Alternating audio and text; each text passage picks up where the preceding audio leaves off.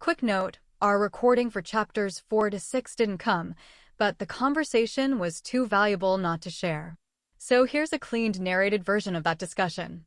Welcome back to the Leadership Lounge Book Club, where we're working through the Let Them Theory by Mel Robbins. In this session, we're covering chapters 4, 5, and 6, focusing on perception, relationships, and how much control we really have over our lives and the people around us. Chapter 4, Let Them Stress You Out. The chapter opens with a familiar workplace scenario. You've worked hard, you've earned the promotion in your mind, but your boss doesn't give it to you. The question becomes, what do you actually control? The core idea here is simple but powerful. Let them do what they're going to do. Let me decide what I do next. Your boss isn't in charge of your success, your income, or your long-term satisfaction. You are. That realization is both confronting and empowering. Because once you accept it, you also have to accept the flip side. You're choosing to stay. And if you're choosing to stay, then you're also choosing the environment, the limitations, and the outcomes that come with it. That doesn't mean leaving is always easy or even possible. There are real constraints. Career stage, financial pressure, industry limitations, systemic barriers.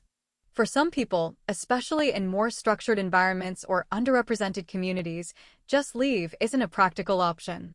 So the conversation shifts from, why don't I leave? What can I do from where I am?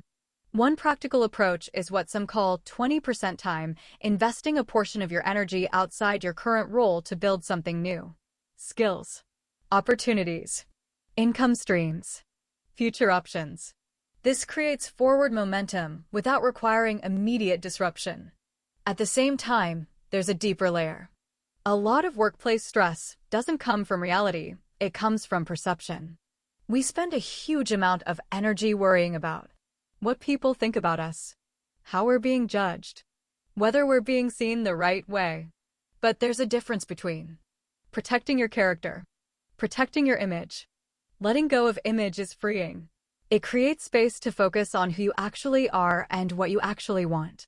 Chapter 5, Let Them Think Bad Thoughts About You. This chapter pushes the idea further. What happens when people don't approve of your choices? Whether it's your career path, your lifestyle, your business decisions. There's always going to be external pressure, especially from people who believe they know what's best for you. The let them approach here is about allowing others to hold their opinions without letting those opinions define your direction. That doesn't mean those opinions are always irrelevant. In business, especially, feedback matters. Customers judge your work.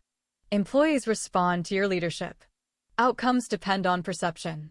So this is where the model gets more nuanced. You can't just ignore what people think. But you also can't be ruled by it. There's a tension here. Be proud of your work and your path, but still remain accountable to outcomes and impact. If taken too far, only caring about what makes you proud can become isolating or even self-centered. So the balance becomes, stay grounded in your values. Stay aware of others. Stay open to feedback without being controlled by it. Chapter 6, Relationships, Perspective, and Letting Go. This chapter shifts into relationships, especially family dynamics and emotional triggers. One of the key ideas is perspective. Everyone operates from a different frame of reference, different experiences, different histories, different emotional wiring. If you don't take the time to understand that, it's easy to misinterpret behavior or react emotionally. And often, those reactions aren't about the present moment, they're tied to past experiences. Old wounds, unresolved dynamics, and emotional patterns show up in new situations. At home, at work, in leadership. That's why self-awareness becomes critical. You may not fully understand someone else's experience, but you can understand your own reactions. And that's where control begins.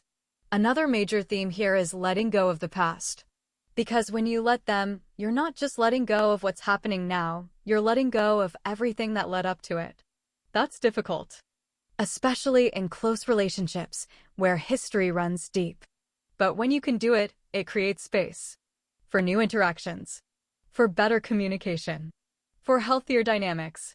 Applying this as leaders. As leaders, This raises an important question. How do we balance letting people be who they are while still guiding performance and outcomes? Because leadership requires accountability, feedback, direction. You can't simply detach. The answer seems to lie in a combination of self-awareness, empathy, curiosity. Instead of assuming, ask, what matters to you? What's working for you right now? How can I make your week easier? That last question, in particular, opens up powerful dialogue because it shifts leadership from control to support. And often, the biggest difference between a boss and a leader is simple. Leaders ask more questions. Final takeaways. Across these chapters, a few themes stand out. You have more control than you think, but also more responsibility. You don't need permission to change your situation. Not all change is immediate. Sometimes it's gradual and strategic. Other people's opinions matter, but they shouldn't define you. Perspective, empathy, and self-awareness are critical in both life and leadership. Letting go of expectations of the past of control is often what creates forward movement. That's chapters 4 through 6.